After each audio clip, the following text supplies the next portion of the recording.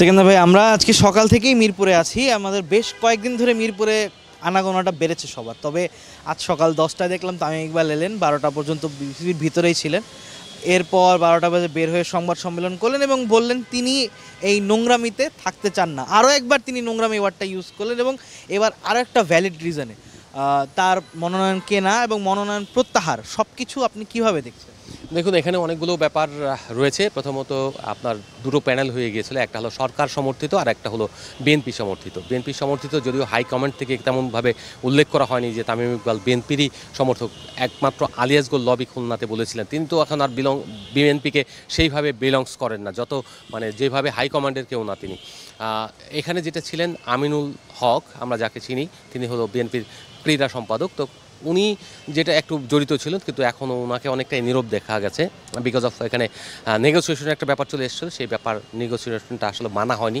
না মানার ফলে যেটা হয়েছে সেটা হচ্ছে যে আমরা যতটুকু জানি স্পোর্টস মিনিস্ট্রি, মানে এখন তো আর লুকোছাপার কিছু নেই, স্পোর্টস মিনিস্ট্রি থেকেই এখানে মোটামুটি একটা কন্ট্রোল চলে এসছে। যেটা ফারুক ভাই এর সঙ্গে আছেন, তারপর বুলুল ভাইয়ের সঙ্গে আছেন, নাজমুল আবেদিন ফাহিম আছেন।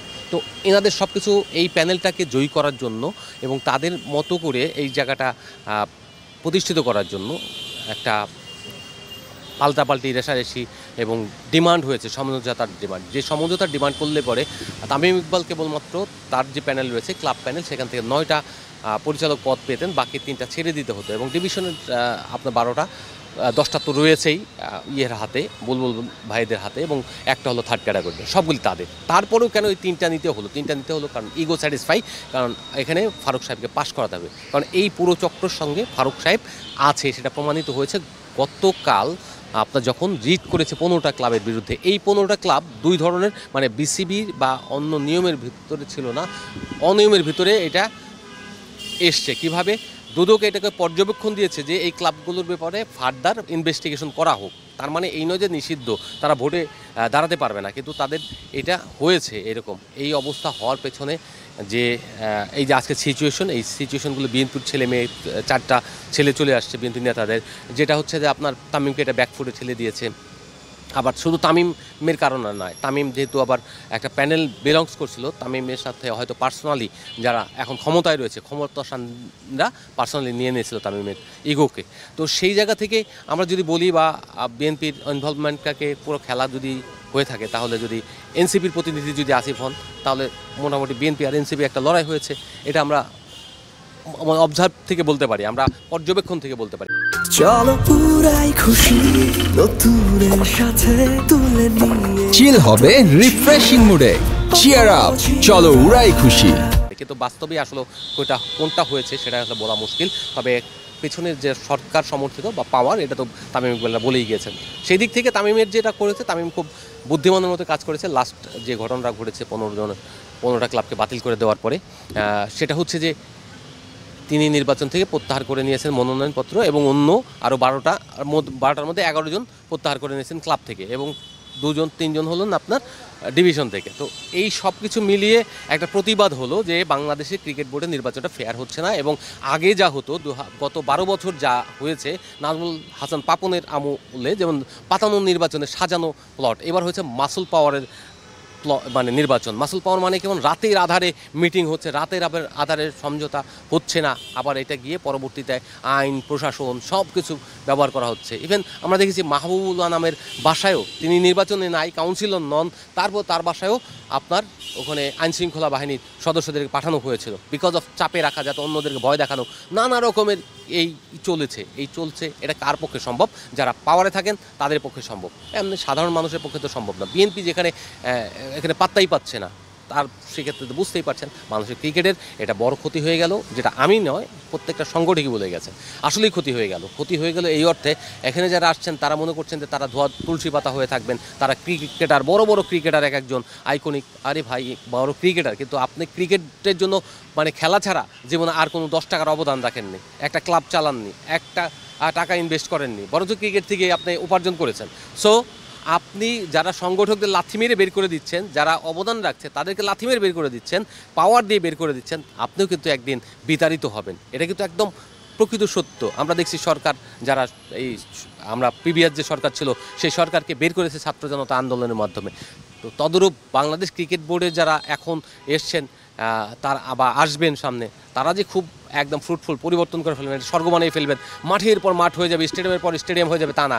আমরা এখানে দেখেছি কিন্তু লাস্ট যেটা এই 3 মাসে বুলবুল ভাই ছিলেন, তিনি কি করেছেন, আম্পায়ার্স কোর্স, তারপরে আপনার কোচিং কোর্স, এগুলি শুধুমাত্র এগুলি রেগুলার কোর্স, এগুলি কোনো আলাদা কিছু না। আপনি যদি একটা জিমনেশিয়াম বানাতে পারতেন, একটা ইনডোর বানাতে পারতেন, একটা প্র্যাকটিসের গ্রাউন্ড বানাতে পারতেন, কিচ্ছু বানাতে পারেননি, কোনো মাঠ প্রিপেয়ার করতে পারেননি, একটা ড্রেনেজ ডেভেলপ করতে পারেননি। আঞ্চলিক ক্রিকেট সংস্থাকে আপনি বন্ধ করে দিয়েছেন, উল্টা স্থগিত করে। আঞ্চলিক ক্রিকেট সংস্থা কার্যকর ছিল, সেটাকে আপনি স্থগিত করেছেন, মিনিটসে আছে, আপনার প্রেস রিলিজে আছে। সো আলটিমেটলি আপনি ঘোষণা দিয়েছিলেন আঞ্চলিক বিকেন্দ্রীকরণ করবেন, এটা মৌখিক লোক দেখানো। তো সো এই যে এখন যারা আসবেন তারাও সেই একই কাজ করবেন, লোক দেখানো কাজ হবে। এই লোক দেখানো কাজে বাংলাদেশের ক্রিকেট আসলে কিছু না। আসলে এখন বাংলাদেশের ক্রিকেট বোর্ডে এই 1300 কোটি টাকা 1400 কোটি টাকা রয়েছে, তো এখন সবাই হচ্ছে যে এই টাকা মানে এইটা এখন আমার টাকা দিতে হবে না, আমি ইচ্ছা করলে এখান থেকে টাকা নিয়ে একটা লিগ বানিয়ে ফেলবে, এই করবে, লোক দেখিয়েছে, আরে আমি আছি লিডার। তো হচ্ছে বাংলাদেশের ক্রিকেটের লিডার এভাবে হয় না, প্রান্তিক পর্যায়ে থেকে আসেন, শ্রীলঙ্কার মতো দেখেন, ইন্ডিয়ার মতো দেখেন, আসেন ওখান থেকে কীভাবে আসে, একদম কাউন্সিলর হয় জেলা ডিস্ট্রিক্টে কিংবা ক্লাবে, ওখান থেকে হয়, ওখানে অবদান রাখে, তারপরে আসে। আপনি কোনো অবদান না রেখে আসছে। 6 মাস একটা সরকার বোর্ড চালাচ্ছে বা একটা বোর্ড পরিচালক বোর্ড চালাচ্ছে, হঠাৎ করে সরকার পরিবর্তন, আবার বোর্ড পরিবর্তন, এতে করে কিন্তু দেশের ক্রিকেটে তেমন উন্নতি হয়নি। আমরাও কি একটা শঙ্কা আছে কিনা যে আমরাও পাকিস্তানের পথে হাঁটতে পারি বা হাঁটতে যাচ্ছি? পাকিস্তানে বেসিক্যালি পরিবর্তন হয় হলো প্রেসিডেন্ট পদটা কিন্তু ওখানে সরকারের মনোনীত হবে, এটা তাদের গঠনতন্ত্রে লেখা আছে। আর বাংলাদেশের ক্রিকেট বোর্ড এটা করে নিতে পারে যে সরকার যাকে মনোনয়ন দেবে সেই হবে প্রেসিডেন্ট। এত নির্বাচন কিছু বুঝি না, পরিচালক পদে নির্বাচন হবে অথবা সিলেকশন, যে কোনো একটা কিছু করে না। আইসিসি যেহেতু পারমিট করে না, নির্বাচন পারমিট করে, তো সেই ক্ষেত্রে আপনি একটা পদ ওইরকম 2টা পরিচালক না রেখে ডাইরেক্ট আপনি প্রেসিডেন্ট মনোনয়নের ব্যবস্থা রেখে দেন গঠনতন্ত্র অনুযায়ী।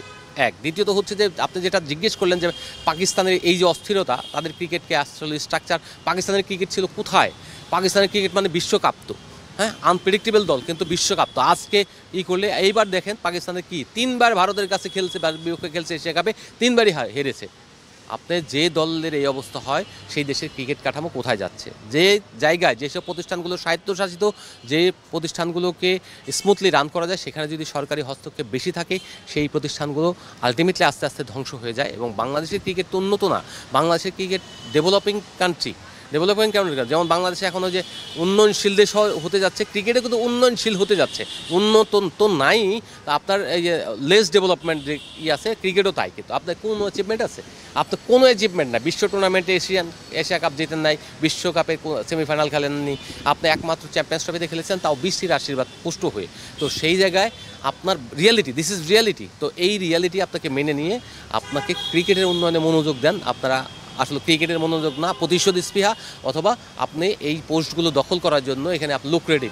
ওই যে আমি কালকে বলছিলাম, ফারুক ভাই তো কয়েকদিন আগে খুব মিডিয়াতে গরম করে রেখেছিল, এক বাড়িতে দাওয়াত দিয়ে নিয়ে এরকম গরম করেছে। তো সেই গরম করার জায়গায় কি হয়েছে?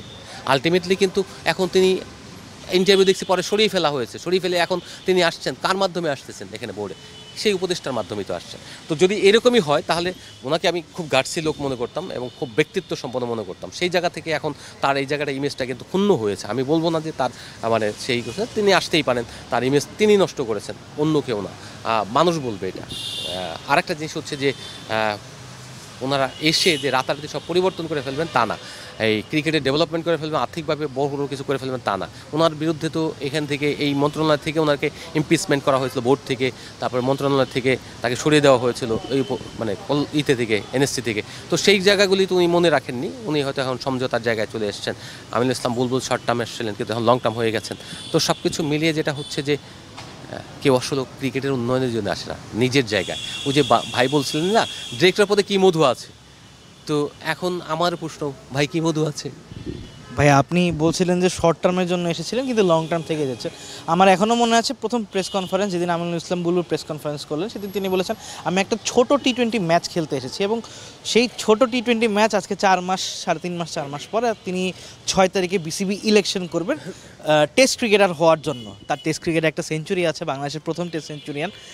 কি মনে হয় প্রথম টেস্ট সেঞ্চুরিয়ানের হাত ধরে কতটুকু আগাবে বাংলাদেশের ক্রিকেট, এবং তার নির্বাচনে জয়ের সম্ভাবনা আপনি কতখানি দেখেন? ভাই সে তো নির্বাচিত, যেদিনকে ইলেকশন ঘোষণা করেছে ইলেকশন হবে সেদিন থেকেই তিনি নির্বাচিত, কারণ তিনি হলো সরকার সমর্থিত। আমরা তো আলটিমেটলি দেখি, তার জন্য ধরেন আপনার অ্যাডহক কমিটি চেঞ্জ তে মেম্বার একজনকে বাদ দিয়ে আবার অ্যাডহক কমিটিতে ওনাদেরকে ঢুকানো হয়েছে জেলা পর্যায়ে। এখন হচ্ছে এনএসসির ডাইরেক্ট কাউন্সিলর না বানিয়ে তাকে কাউন্সিলর বানানো হয়েছে ডিভিশন থেকে, যাতে পরিবর্তনটা না করতে পারে। ডিভিশন থেকে করা হয়েছে, ওইখান থেকে হয়েছে আগামী নির্বাচিত হলে আগামী 4 বছরের জন্য তিনি দায়িত্ব পালন করতে পারবেন। কথা আছে, এরপরে খেলা শেষ না। যদি সরকার আসে নির্বাচিত হয়ে, তখন তিনি টেস্ট ইনিংস খেলবেন না টি-20 ইনিংস খেলবেন না টি10 খেলবেন সেটা বোঝা যাবে। কারণ নির্বাচিত সরকার যদি ধরেন বিএনপি পন্থীর আসলো, ধরেন আমরা বিএনপির যদি না আসে ক্ষমতায় তাহলে একরকম, আর যদি বিএনপি ক্ষমতা আসে তাহলে উনি কি দেশে ফিরবেন?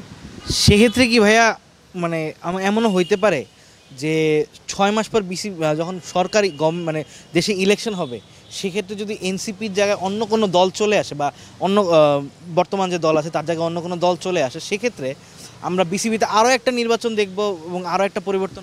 নির্বাচন হবে না, নির্বাচনটা হবে অন্যভাবে, মানে কোপ আপ করবে। কীভাবে কোপ আপ করে নিয়ে নেবে? ধরেন এখানে আমরা দেখেছি যে যখন আওয়ামী লীগ ক্ষমতায় আসে তখন মাহবুবুল্লাহ নামের উপরে রিয়াজবাবু নামে একজন ভদ্রলোক আছে, এখানে তার সঙ্গে খুব খারাপ ব্যবহার করেছে, কলার ধরা বাকি রেখেছিল। হ্যাঁ, এই যে আচরণ, সেম আচরণ আবার দেখতে পাবো আমরা মনে হচ্ছে। কারণ যে সিচুয়েশন তৈরি হয়েছে এটা কিন্তু হেলদি না, আনহেলদি।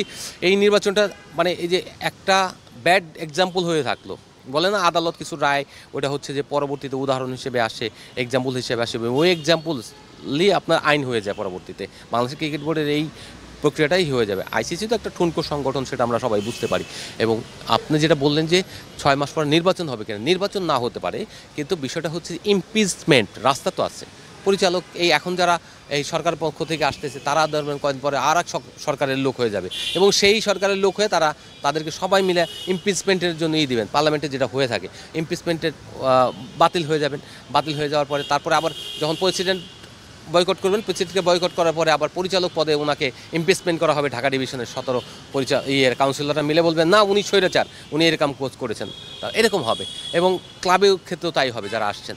তো কোনো কিছুই আসলে স্ট্যাটিক না, যেহেতু যেখানে আপনার আছে একমাত্র ব্যাংক যদি সেট গার্ড বানাতে পারেন আপনার সরকার, যদি এখন মনোনয়ন দেয় হাইকোর্ট, সুপ্রিম কোর্ট, যত জায়গা আছে, এবং সেনাবাহিনী, নৌবাহিনী, বিমান বাহিনী, সরকারের প্রধান সবাই মিলে যদি একটা স্ট্যাম্প করে যে এদেরকে পরিবর্তন করা যাবে, তাহলে মাত্র কেবলমাত্র থাকতে পারেন তারা। আদার দেন সরকার পরিবর্তন যদি জামাত আসে তাহলে হয়তো সেটেল করে নেবে তারা, আর যদি আসে এনসিপি আসে তাহলে তো এনসিপির দলই থাকলো, আর যদি মানে এনসিপি না আসে বিএনপি আসে তাহলে তো আলটিমেটলি পরিবর্তন হবে। এটা আমি সবাই বুঝতে পারি, এটা আমাদের এর জন্য বিশেষজ্ঞ হওয়ার দরকার পড়ে না।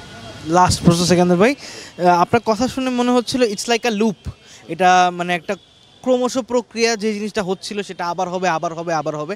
কিন্তু আপনি অনেক বছর ধরে সাংবাদিকতা করেন, অনেকগুলো নির্বাচন দেখেছেন, এতগুলো নির্বাচনের তুলনায় এই নির্বাচনটাকে একটু আপনার কাছে আলাদা মনে হচ্ছে কিনা, একটু ডিফারেন্ট মনে হচ্ছে কিনা, মানে ইন এ নেগেটিভ ওয়ে?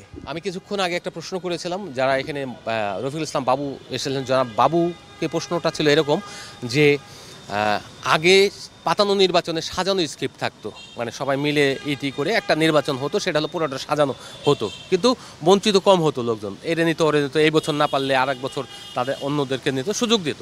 কিন্তু এবারটা হচ্ছে যে একেবারে মাসল পাওয়ারের নির্বাচন। আমরা যেটা দেখতে পাচ্ছি, রাতে মিটিং হচ্ছে, থ্রেট হচ্ছে, এই হচ্ছে মানুষ ভয়ে কথা বলার সাহস পাচ্ছে না এখন।